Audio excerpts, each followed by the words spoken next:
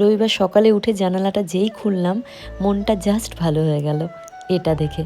এই গাছটা আমি জয়ের দিদির বাড়ি থেকে এনেছিলাম, ছোট দিদি, নলহাটি থেকে। যখন নিয়ে এসেছিলাম গাছে 2টো ফুল ছিল আর গাছটা বেশ হেলদি ছিল। আমার বাড়ি এসেও বেশ কিছুদিন গাছগুলো ভালো ছিল, কিন্তু তারপরেই যেই ফুলগুলো শুকিয়ে গেল, গাছটাও আস্তে আস্তে কেমন জানি হয়ে গেছিলো। পাতাগুলো কালো কালো হয়ে সব পাতা নষ্ট হয়ে গেছিলো, শুধুমাত্র একটা ডাল বেঁচে ছিল।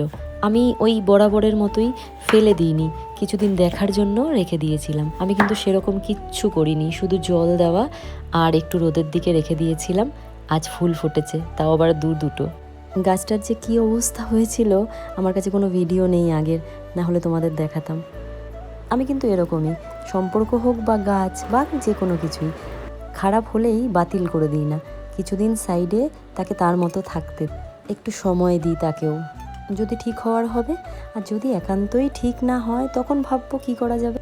এটা দেখে আবারও একবার সময়ের প্রতি, ধৈর্যের প্রতি বিশ্বাসটা আরেকটুখানি বেড়ে গেল। বহুদিন ডিম পোস্ত খাওয়া হয়নি। ডিম তো ভীষণ ভালো লাগার একটা জিনিস আমার, আর তার সাথে পোস্তটাও। এই যে রেসিপি, এটা নর্মাল, সবাই জানে, খুব বেশি কিছু লাগে না আর খুব তাড়াতাড়ি হয়ে যায়। বাকি সব রান্না শাশুড়ি মা করলেও আমি বলেছিলাম এটা আমি বানাবো। ও হ্যাঁ, আরেকটা কথা বলি, কালকে যে আমি একটা ডালের রেসিপি দিয়েছিলাম, তাতে অনেকেই আমাকে জিজ্ঞাসা করেছে, আমি তাদের পার্সোনালি তো রিপ্লাই করেছি, ভাবলাম একবার বলে দিই।